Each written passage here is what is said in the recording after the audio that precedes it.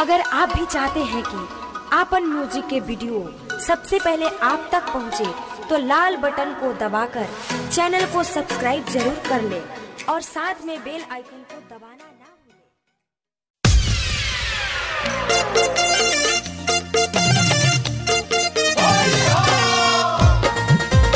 Recording by आशिक studio Patna.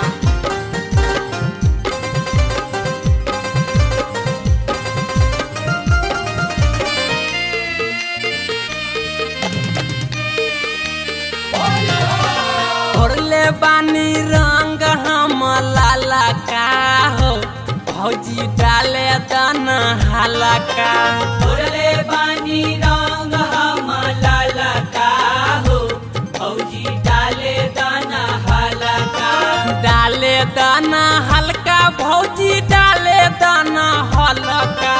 डाले दाना हल्का भौजी डाले दाना हल्का। अरे रंगे से नसाई तो हर खाला का हो, भौजी डाले दाना हाला का। अरे रंगे से नसाई तो हर खाला का हो, भौजी डाले दाना हाला का।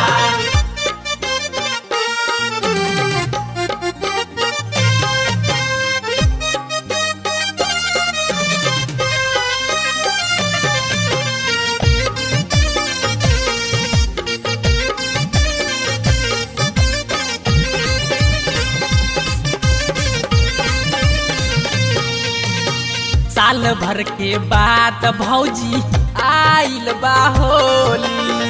आइल बा होली भौजी आइल बा होली। रंग दाना चोलियापन केहू न बोली।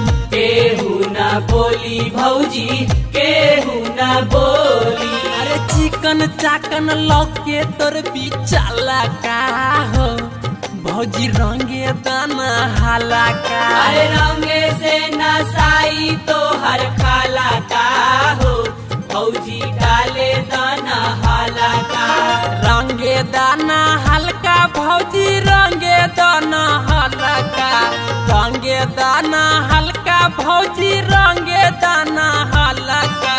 घोरले बानी रंग हम लाला का हो, भौजी डाले दाना हल्का। अरे रंगे से नसाई तो हर खाला का हो, भौजी डाले दाना हाला का।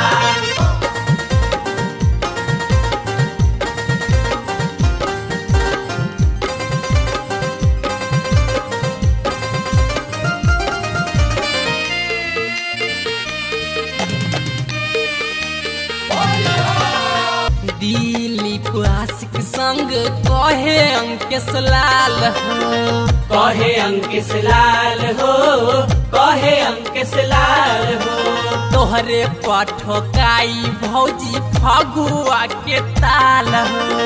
फगुआ के ताल भौजी फगुआ के ताल हो।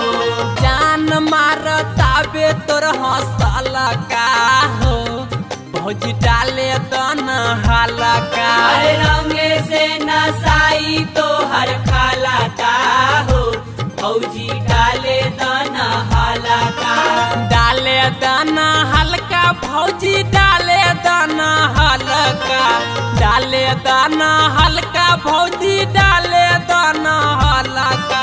घोरले बानी रंग हम लाला का हो, भौजी डाले दाना हल्का। अरे रंगे से